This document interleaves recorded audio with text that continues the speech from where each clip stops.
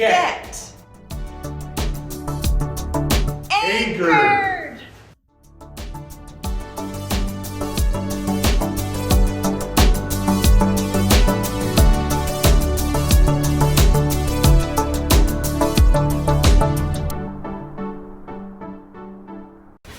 Hi friends!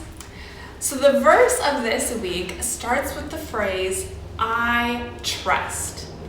So let's talk about what it means to trust something. When I ask what or who you trust, maybe you think of a family member or a friend.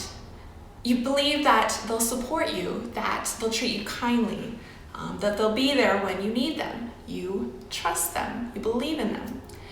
But if you're like me, sometimes it can be hard to trust something or someone, especially if what they're saying seems like really impossible or seems really hard to be able to believe that this will be true.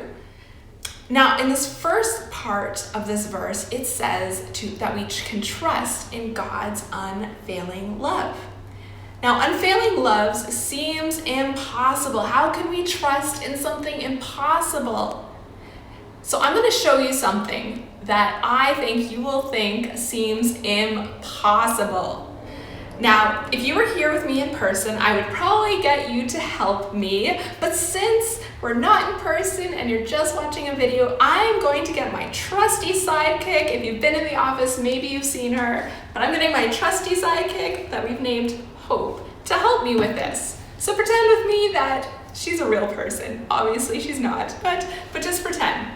Now I'm going to do something to our friend Hope. I'm going to hold a bag of water above her head and I'm going to say to you and to our friend Hope, trust me that I will not pour a bunch of water on Hope's head. You with me so far? You're going to trust me on that? We're just going to hold it here. You trust me so far? Good. I think Hope trusts me. What if I stab it with this pencil? Do you trust me now? Do you trust me if I say, Hope, you will not get wet, even if I stab it with a pencil? You're probably at home shaking your head and saying, no, I don't trust that. I don't trust that Hope's gonna stay dry. Michelle is gonna make her all wet, and I'm sure glad that's not me there. That's probably what you're saying at home. All right, but I'm saying, trust me. Now, ready for this? Here goes. Oh. Look at that! Hope, are you wet? She didn't get wet. She is totally dry.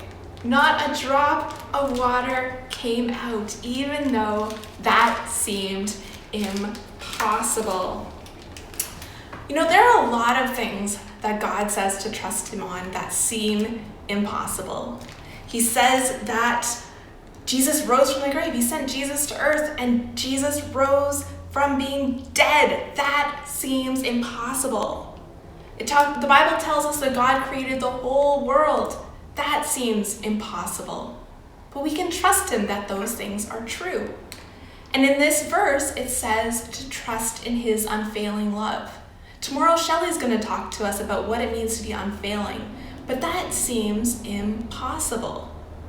But these things that we can trust because God is trustworthy. That means He's not going to lie. He will always tell us the truth, and we can trust that what God says is true. We can trust in His unfailing love. Psalm 13, verses 5 and 6. But I trust in your unfailing love. I will rejoice because you have rescued me.